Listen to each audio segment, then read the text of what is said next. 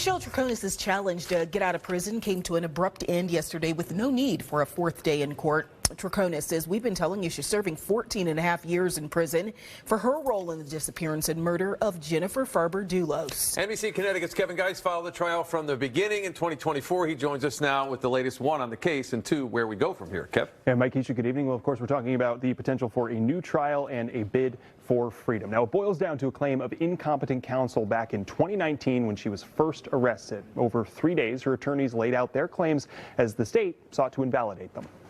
A 3-day bid for freedom and a new trial in Rockville Superior Court in Vernon. If you talk to any police officer, anything you say, the cannon will be used against you in court. The petition centering around attorney Andrew Bowman's counsel of Troconis. He, along with then state's attorney Richard Colangelo and an expert witness, took the stand. Troconis' attorneys weaving together an argument that Bowman didn't meet the standard of care for an attorney, relying too heavily on his history with Colangelo and endangering Troconis by allowing her to speak with police multiple times, expecting a cooperation deal that never came. That expert weighing in with a blunt opinion. That attorney Bowman's recommendation to meet with police on June 2nd and subsequent dates without protection was not reasonably competent or within the standard of care. The state only responding in cross-examination of witnesses, offering the alternate perspective that Bowman was not only competent, but was offering Troconis as a viable option for a cooperation deal to testify in the case against Fotis Dulos. It was always my idea up until the time that Mr. Dulos passed away.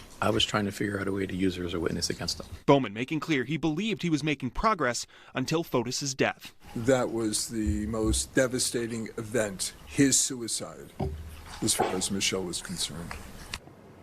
Now, the state rested their case Wednesday with a brief filed with the court. More briefings will be filed in the coming months, and the judge has requested that the briefings make clear what criminal charges this petition pertains to. That would impact what, if any, there is on her sentence, or if a new trial if she wins the petition. Mike, Keisha.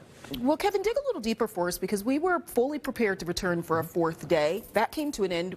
What happened? Yeah, fully expected to be in Vernon for a fourth day. Well, the state was left with the option to call their own witnesses and present their own evidence, but they opted not to. In a briefing, the state explained they had no more evidence that they wished to present. They had no more witnesses that they wished to call. So now we wait on the judge to make his decision. Once the next briefings are filed, that'll take 120 days. We're talking about potentially mid to late summer at this point. Wow. Okay. Thanks, Kev. Absolutely.